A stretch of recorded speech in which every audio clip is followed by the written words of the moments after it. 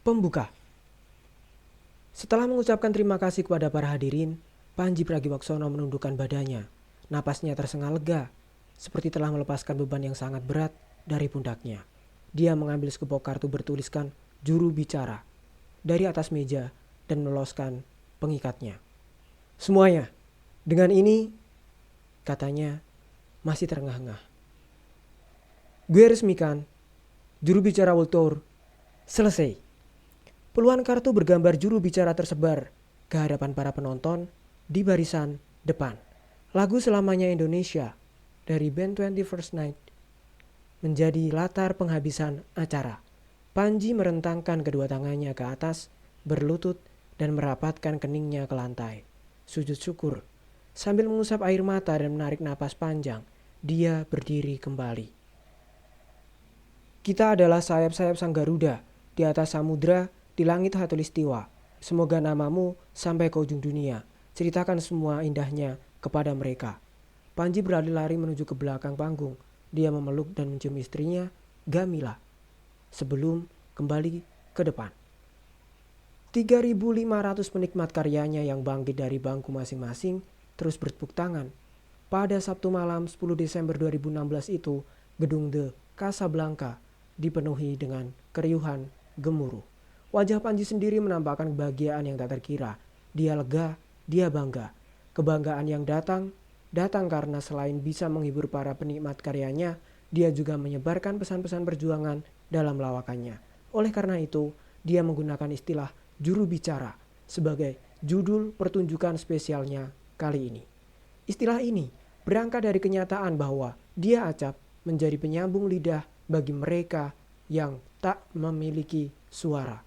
Dia kerap memilih menyuarakan mereka yang tak memiliki akses atau yang aksesnya terbatas.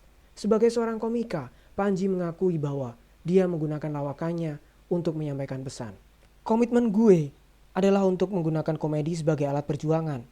Perjuangan untuk mencerahkan banyak orang, membuka wawasan banyak orang, katanya. Dalam meniti karir sebagai pelawak tunggal, Panji mengaku bahwa dia mengagumi Louis C.K.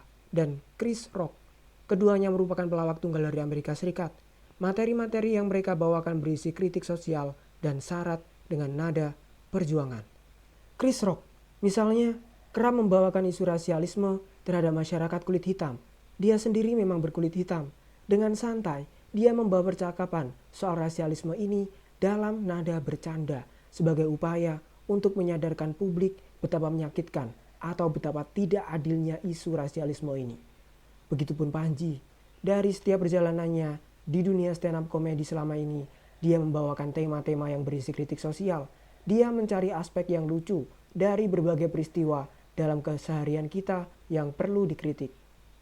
Seperti fasilitas publik untuk kalangan difabel, atau menggugat sistem ujian nasional UN yang tak adil bagi siswa Indonesia dalam mesake bangsaku.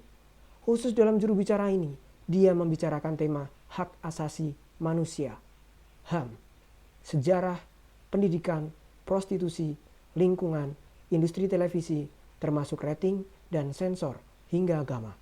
Dengan membawakan materi-materi itu, dia berharap dapat memantik pembicaraan dan perdebatan publik, dan pada gilirannya memberikan pencerahan pada halayak ramai. Khusus mengenai isu HAM, kali ini dia mendapatkan banyak materi yang berasal dari para peserta aksi Kamisan dan Komisi untuk Orang Hilang dan Korban Tindak Kekerasan, Kontras. Hashtag 1. Aksi damai yang dilakukan oleh para korban dan keluarga korban pelanggaran HAM di Indonesia setiap Kamis pukul 16 sampai 17 di depan Istana Presiden. Aksi ini berlangsung sejak 18 Januari 2007 hingga sekarang. Para peserta aksi mengenakan baju hitam dan berpayung hitam. Bermula dari komitmen inilah, Panji membawakan banyak materi yang secara tema mungkin tak begitu menarik untuk dijadikan lawakan, atau bahkan tema-tema yang dirasa sensitif. Pendeknya, tema yang sulit untuk memancing tawa. Seperti pada malam itu, Panji mengangkat kasus 1965 dan 1998. Kedua peristiwa tersebut merupakan pengalaman pahit bangsa Indonesia sehingga banyak orang yang memilih untuk menguburnya ketimbang membahas kembali. sikap pemerintah atas kedua peristiwa tersebut pun sampai sekarang masih belum jelas.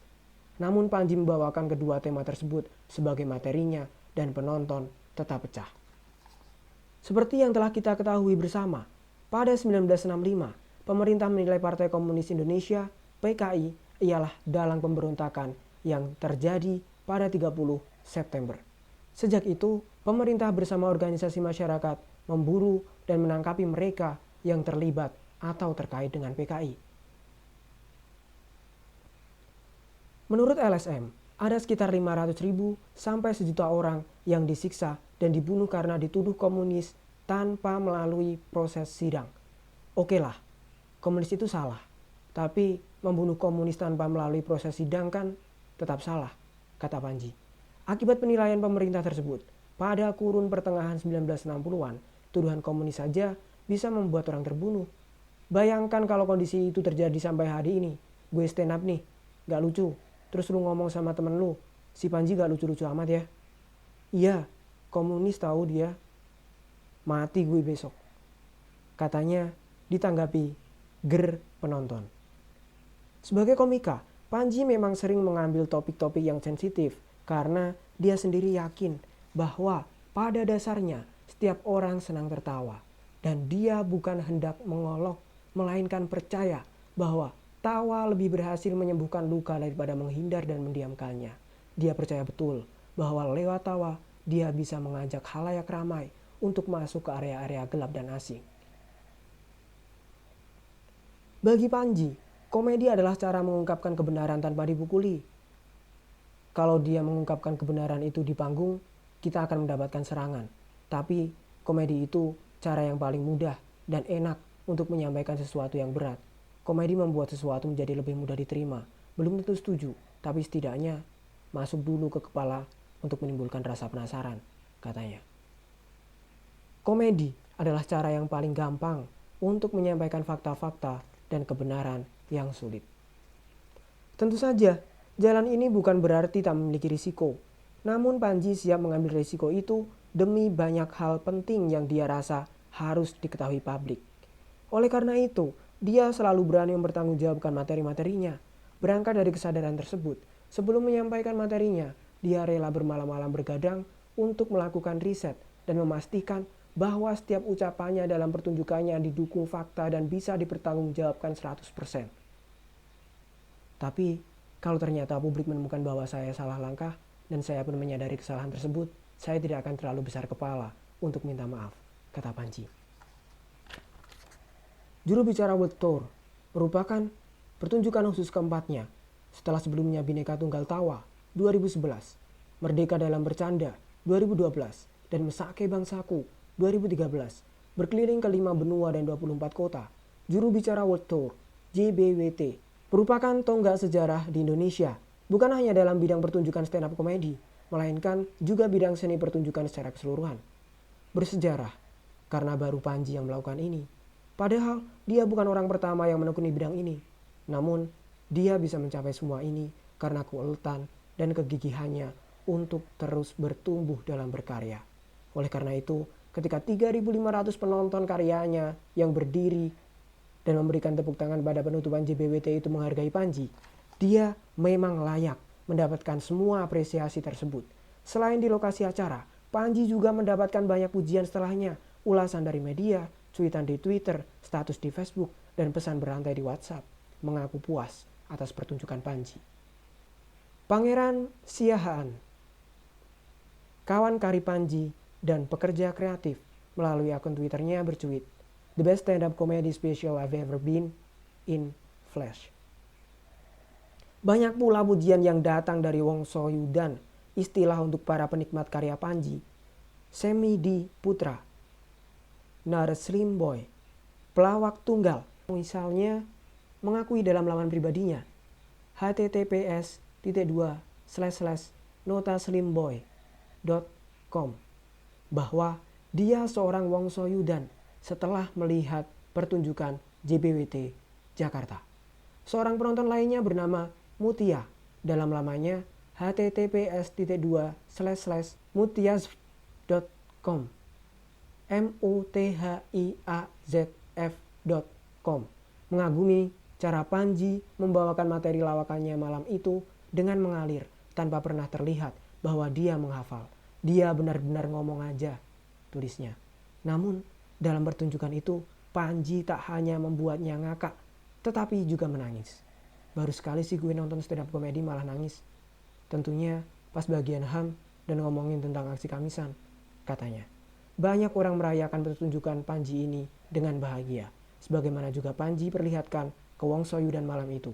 Namun, dia bisa mereguk rasa bahagia setelah melalui banyak kendala, diputus kontrak dari pemberi sponsor di tengah jalan, harus pontang-panting mencari dana miliaran rupiah agar bisa meneruskan perhelatan ini. Kehilangan dompet di Amerika, merelakan uangnya demi menyukseskan tur dunianya dengan tetap menyimpan tumor di dalam tubuhnya, hampir dihentikan di tengah acara oleh pejabat setempat dan pernah hampir bergelut dengan salah seorang panitia di Makassar. Bagaimana dia dan manajemen mengatasi semua itu?